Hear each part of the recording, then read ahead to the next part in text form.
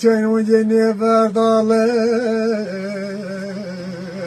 Mısarada kadalı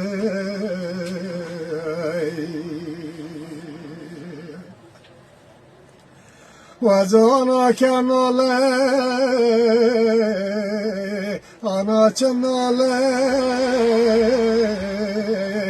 Kardeş kenalı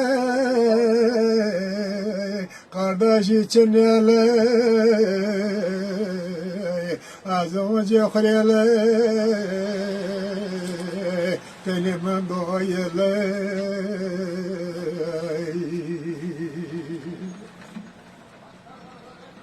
La yavri kanole Va yavri çinole Ya ye kanole Ay için akdalı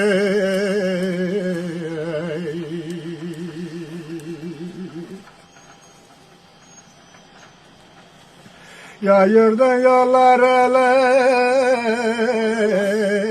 Kendi Karaşa'da ele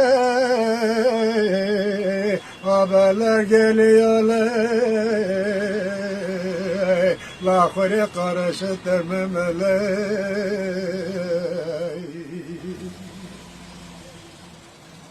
Abi perdele Yeli korganalı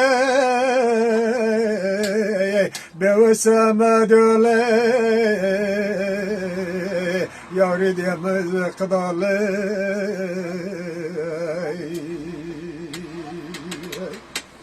Eyvallah. Eline koluna sağlık. Allah razı olsun. Baba, Ramazan'ın mübarek olsun. Ramazan'ın mübarek olsun. Sağ ol. Allah'a emanet ol. Kendine bak. Seni buldum la buraya.